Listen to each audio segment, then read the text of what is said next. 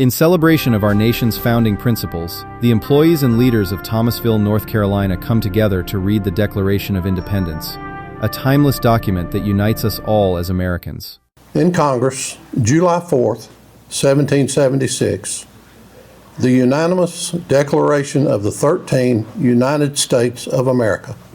When in the course of human events, it becomes necessary for one people to dissolve the political bands which have connected them with another. And to assume among the powers of the earth the separate and equal station to which the laws of nature and of nature's God entitle them. A decent respect to the opinions of mankind requires that they should declare the causes which impel them to the separation. We hold these truths to be self-evident, that all men are created equal, that they are endowed by their Creator with certain unalienable rights, that among these are life, liberty, and the pursuit of happiness. That to secure these rights, governments are instituted among men, deriving their just powers from the consent of the governed. That whenever any form of government becomes destructive of these ends, it is the right of the people to alter or to abolish it, and to institute new government. Laying its foundation on such principles and organizing its powers in such form as to them shall seem most likely to affect their safety and happiness. Prudence, indeed, will dictate that governments long established should not be changed for light and transient causes. And accordingly, all experience hath shown that mankind are more disposed to suffer, while evils are sufferable, than to right themselves by abolishing the forms to which they are accustomed. But when a long train of abuses and usurpations, pursuing invariably the same object, evinces a design to reduce them under absolute despotism, it is their right, it is their duty to throw off such government and to provide new guards for their future security.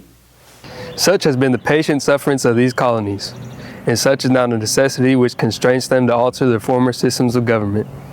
The history of the present King of Great Britain is a history of repeated injuries and usurpations, all having in direct object the establishment of an absolute tyranny over these states.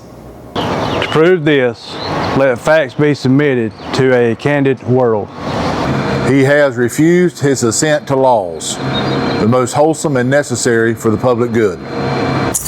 He has forbidden his governors to pass laws of immediate and pressing importance, unless suspended in their operation till his assent should be obtained, and when so suspended, he has utterly neglected to attend to them. He has refused to pass other laws for the accommodation of large districts of people, unless those people would relinquish the right of representation in the legislature, a right inestimable to them and formidable to tyrants only. He has called together legislative bodies at places unusual, uncomfortable, and distant from the depository of their public records, for the sole purpose of fatiguing them into compliance with his measures. He has dissolved representative houses repeatedly, for opposing with manly firmness his invasions on the rights of the people. He has refused for a long time after such dissolutions to cause others to be elected, whereby the legislative powers, incapable of annihilation, have returned to the people at large for their exercise.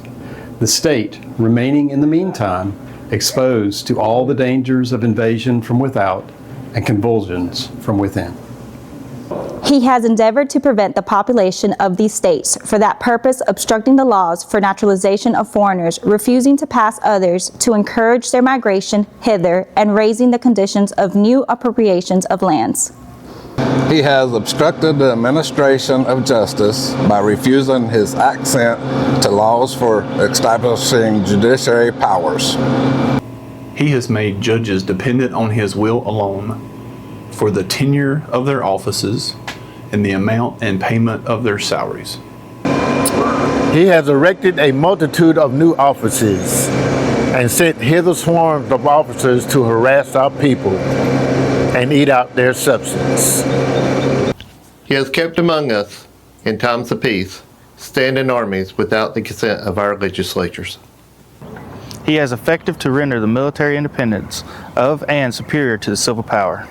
He has combined with others to subject us to a jurisdiction foreign to our Constitution and acknowledged by our laws, giving us assent to their acts of pretended legislation. For quartering large bodies of armed troops among us. For protecting them by a mock trial from punishment for any murders which they should commit on the inhabitants of these states. For cutting off our trade with all parts of the world. For imposing taxes on us without our consent. For depriving us, in many cases, of the benefits of trial by jury. For transporting us beyond seas to be tried for pretended offenses. For abolishing the free system of English laws in a neighboring province, establishing there an arbitrary government, and enlarging its boundaries so as to render it at once an example and fit instrument for introducing the same absolute rule into these colonies.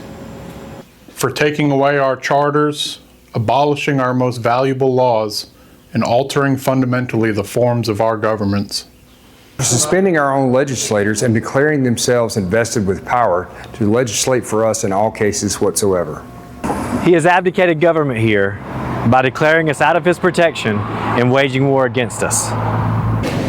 He has plundered our seas, ravaged our coasts, burnt our towns, and destroyed the lives of our people. He is at this time transporting large armies of foreign mercenaries to complete the works of death, desolation, and tyranny, already begun with circumstances of cruelty and perfidy scarcely paralleled in the most barbarous ages and total unworthy the head of a civilized nation. He has constrained our fellow citizens, taken captive on the high seas to bear arms against their country, to become the executioners of their friends and brethren, or to fall themselves by their hands. He has excited domestic insurrections amongst us, and has endeavored to bring on the inhabitants of our frontiers, the merciless Indian savages, whose known rule of warfare is an undistinguished destruction of all ages, sexes, and conditions. In every stage of these oppressions, we have petitioned for redress in the most humble terms. Our repeated petitions have only been answered by repeated injury. A prince whose character is thus marked by every act which may define a tyrant is unfit to be the ruler of a free people. Nor have we been wanting in attentions to our British brethren.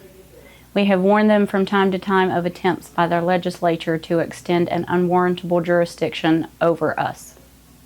We have reminded them of the circumstances of our immigration and settlement here. We have appealed to their native justice and magnanimity. We have conjured them by the ties of our common kindred to disavow these usurpations, which would inevitably interrupt our connections and correspondence. They too have been deaf to the voice of justice and of consanguinity. We must, therefore, acquiesce in the necessity which denounces our separation. And hold them, as we hold the rest of mankind, enemies in war and peace, friends. We, therefore, the representatives of the United States of America, in General Congress, assembled, appealing to the Supreme Judge of the world for the rectitude of our intentions.